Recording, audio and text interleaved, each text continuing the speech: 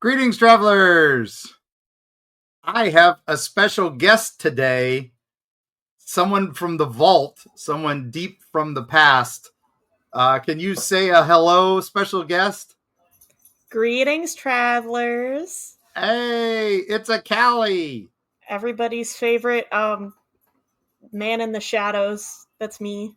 Yeah, Hi. the forgotten producer who is not forgotten. The Hiding secret producer. the secret producer from behind the scenes. Yes. Yeah. Callie, thank you so much for coming on for this. Of course. We had something special happen to the point where it is breaking news.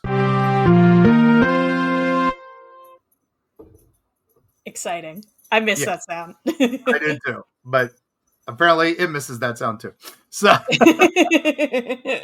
but anyway, yeah, breaking news. We had the knowledge recently that an old friend of the show and a fan of the books, Doug Stenroos himself, the sheriff, Sheriff Guy White of St. Augustine. If you ever took one of the sheriff's ghost walks, which we highly recommended, he has sadly retired from doing the ghost tours of St. Augustine. Oh, no. He had been doing that for how many decades? Oh, my gosh. He'd been doing it for decades since before I saw him the first time. I mean, at least 20. Well, how old are you? If math serves me. Yeah, I'm 27. 27. I had to do the math. I know that, but I'm you bad were with there. the math. I'm bad with the maths. And then, so 27, and we went on his tour, you and I, when you were like 4 or 5, maybe 6 at most. Yeah. Hi, Pocket. Yeah. That's Pocket. Sorry. He's my grandkid. He's very excited. Yeah. He found a sock and he's kind of going crazy. But yeah, It was like, I was like 4 or 5 when we went on it the first time. And then I think the second time I was like 7 or 8. I was like a little bit older. And then we went on it again when you were like a teen. Yeah. And I think that was the last. But he'd been doing that for a long time before then. And he was my go-to when I was writing St. Augustine ghost stories and stuff like that. I would go to him and say, hey, is this a real thing or is this some internet made up junk? Right. And a lot of the tours out there copied his information to make their own tours. And then also, some of these tours are making up stuff. And so we had to, we go, wait a minute, that you said that same thing on your tour that you run in Savannah, which is the same story you sold on your tour in Key West. Wait a minute, big company. That's why we loved him. He embodied the character. I mean, he was cosplay before cosplay was a thing, really. Oh, yeah. So. Absolutely. Dressed to the nines in his sheriff attire. Yes. Very good. Very, very good. We loved him dearly. And so, sadly, he has retired, so you can no longer take the Sheriff's Ghost Walk. So sad. But there are a million other ghost tours out there, and some of them are still really good. But the reason we want to talk about this is our first adventure there many, many years ago when you were a kid. This is, you said, one of your core memories, like one of your earliest memories. Oh, yeah. No, apparently this is one of the ones where I chose Sentience, which is kind of crazy. So, yeah, Pockets agrees. Oh my gosh. So, all right. So we have this moment when we're taking the tour of St. Augustine. Everybody knows the Castillo de San Marco, that beautiful castle there that the Spanish built when they first took over the land in the 1500s. And the town got invaded many, many times. And that fort, which was made of coquina, withstood all the attacks. But the town got destroyed over and over and over again while the fort was safe. And finally, around 1702, the English attacked again and did the same thing. And the Spanish was just like, that's it. We're putting up a wall around the town. And they built a big wall, and they built a second wall around that to reinforce it. And it worked. It was never attacked again. But in 1908, the old wooden fort was falling down, so they finally rebuilt it with coquina, the same stuff that had made the castle, and they built these giant stone gates. Now, when you visit St. Augustine, you never miss the gates, right? They're at the end of St. George Street, and they're still there for, hundreds of years later. So people say, oh, this was built the founding of the... No, it was built 1800s. But it's pretty cool. And iconic. And right across from the Castillo, which we love. Now, the sheriff gave us the tour, and he starts along St. George's Street, and then he took us along near the St. Francis Inn. We took us through the old Prince of Wales. I know he varied the tour over the years, so you may not tour we did. But then he went to Tolomato Cemetery, which, that's the spooky cemetery. We love Tolomato. Oh, yeah. And he takes us out, and we go by the Huguenot Cemetery, the big cemetery outside the walls. And this is around where I was getting kind of bored, kind of antsy. I can imagine a 4 or 5-year-old being bored. I can't imagine that. I know, it's crazy. We just kept walking places and then stopping at them. And I was like, oh, okay, I'm just going to walk ahead. Yeah. So I walk over to that big ass gate, big old gate. And I saw this little girl that was standing there, and she had these big yellow eyes. And I was like, ooh, a friend. That's cool. I wonder if she'll want to play with me. And so I said hi, and she said, be wary of Yellow Jack. And I was like, huh. So I walked back over to the tour, and they were just getting up to where the gate is. Well, yeah, you and I were right. I was kind of watching you, so I was a little off of the tour. I was just kind of listening. Yeah, it was maybe I knew the stories. I knew the stories of Huguenot Cemetery and all that. I didn't need to refresh, but it was fun. Your mom and Beth were entranced by the tour. So, yeah. So we went over. I was over there, kind of standing aside, and you come up and start pulling on my pant leg. Yeah, and I was like, "What's Yellow Jack?" And I'm like, "Who?" I had heard a thing. Said, who's Yellow Jack? I remember that specifically. Oh, Yellow Jack. I did think he was a person, and I didn't put 2 and 2 together at the time. And I was like, "What? Who's telling you to watch out for Jack?" And you were like, "My friend." And I'm, who? Yeah, and, I pointed at the gate, and there wasn't anybody there. No. But I saw this girl, and I distinctly remember how big and yellow her eyes were. And that's when the sheriff started talking about this little girl and telling us her story. The story at the gate. And we will tell you that story right after we do this quick commercial break from our sponsors.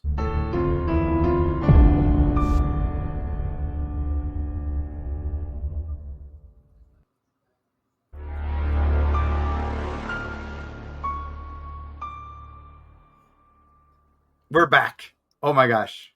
Do you miss those sound cues, Callie? No. No, I miss them a lot. You miss Destiny's music anyway. So. Oh, yeah. Of course. But anywho, so he tells the story of the ghost at the gate, which, shall I tell it? You're the storyteller. Okay. So the way he tells it is so much better. But anyway, the story goes that shortly after the gate was built, the town went through one of its many epidemics, and this was a yellow fever outbreak. And they chased everybody out of town who might be sick. And the gatekeeper was warning strangers not to come into town, that there was a yellow fever outbreak. And the gatekeeper died of yellow fever. Imagine that. And this mass grave at Huguenot Cemetery right out there was just filling the bodies, and he got thrown in there.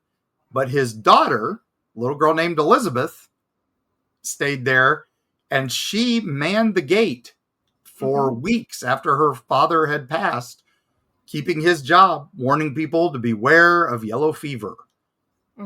And her ghost was supposedly seen around those pillars, either sitting up on the wall or running around playing at daybreak.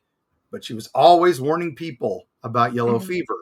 Now, we put 2 and 2 together and said, hey, they didn't call it yellow fever back then. They called it Jack, Yellow Jack. Beware of Yellow Jack. Oh my goodness. Yeah. Callie, and that, like, yeah. I could not sleep that night. Like, I was literally in the hotel room and, like, the lights were off and I was, like, sitting there with my blanket. I was like, ah! Yeah. But, you know. You saw Elizabeth the Ghost without any prompting. We had never heard that story. Even I hadn't heard that story before then. Wow,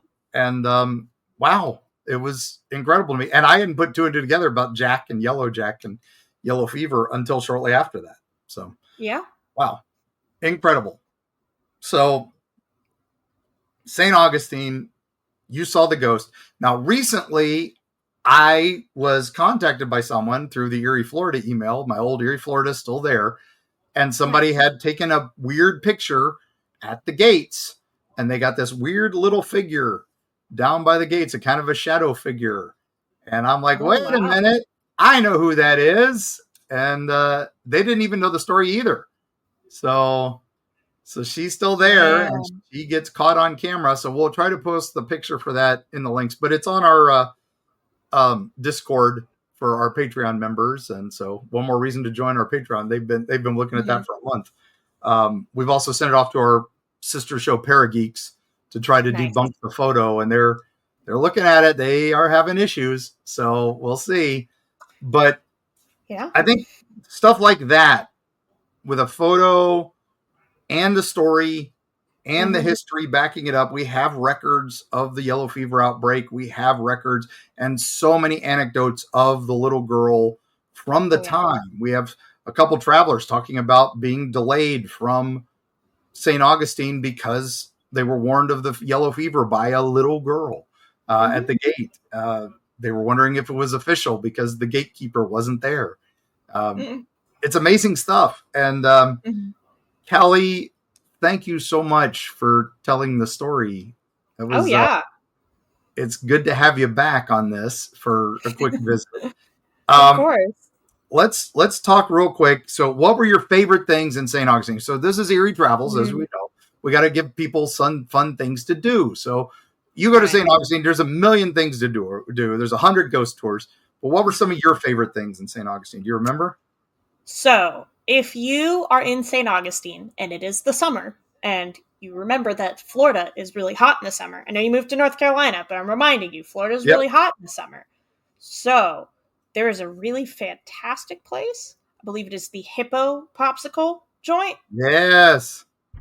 They have fantastic ice cream popsicles. Very good. Definitely recommend. They're like a local chain here. There's like one in Ybor also. There's a couple around the state, but the St. Augustine one is the first one I went to and is very close to my heart. I love, if I recall, they have a mural in there, and the mural has hidden ghosts, little tiny ghosts. Look like somebody's tattoo that I know. Yeah, I do have my little ghost on my ankle. But know your spooky roots. Let's see. But yeah, that's a great place. I love Columbia House, the restaurant there. Yeah. They've been around for generations. That was the original. Oh my God, so good. They do Spanish rice and beans to die for. Black beans and rice. Oh my God, so good. But they do other good Colombian stuff too. But that's incredible. Yeah. I can't eat it, but my partner says their Caesar salad is the best Caesar he's ever had, and he gets that literally everywhere. So I trust his opinion on that one. Nice. I will say one more place. Oh yeah, go for it. One more place that I definitely recommend for St. Augustine: Torture Museum. Yes, the Medieval Torture Museum. The Medieval Torture Museum is so cool. It's one of my favorite places. It's on the upstairs of St. George's Street, and it goes over like 3 buildings long. Yeah. It's deep dive. It's a lot of a personal collection. They have a lot of replicas mixed in with the real stuff. So, yeah, it's not all real, but it's a wax museum type thing. So if you want one of those London Madame Tussauds classic torture wax museums, go there. But they have real stuff mixed in too. Oh, so worth the trip. So worth the trip. Oh, yeah. Sadly, like the sheriff, so many museums in St. Augustine come and go. Our good friends, the Wolf's Museum, they left St. Augustine. They're up in Salem, Massachusetts now. But they used to be a staple of that place. But there's other oddities stores that have opened in the area now too. So I think when we went there, they had like this Elizabeth Bathory display that was just so phenomenal. It was like a whole room done up, and there was like a whole mannequin in the pool of blood and everything. It was chef's kiss. Delightful. Yeah. Now, right near Tolomato, between Huguenot and Tolomato cemeteries, is the old drugstore. And it's now a wax museum, an actual wax museum of celebrity wax museum. But they left the pharmacy, the old original pharmacy that was part of it, as a little room there that you can go into for some history. But then you go into the wax museum, which is fun too. But that Fortune Museum is great. There's a pirate museum there that's really good. And it's still there. Those are fun places. St. Augustine's amazing. You can't go wrong. And you don't even have to go to the lighthouse, but the lighthouse is cool. It is cool, yeah. And there's a great alligator farm there too. Carrie would be remiss if we didn't say that. So. Oh, of course, yeah. All right, gang. Well, thank you so much. Thank you, Callie, for coming on to reminisce about an old ghost story that two things just coincidental, the photo of it and the announcement of the sheriff's retirement. So, Doug, we hope you enjoy your retirement as much as you enjoyed giving millions, I would say millions, of people over the decades tours. You did at least 10 a night, and you were there every night. Oh my gosh, I can't imagine the number. It's like Johnny at El Caps. How many burgers has that guy made in St. Pete?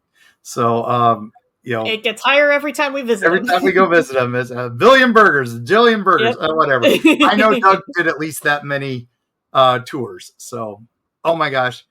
Well, thank you, travelers, for joining us. We hope we gave you some fun things to do in St. Augustine. Thank you, Patreon members, for keeping this show on the road. And all that said, Callie, you want to take us out? We'll see you on the other side.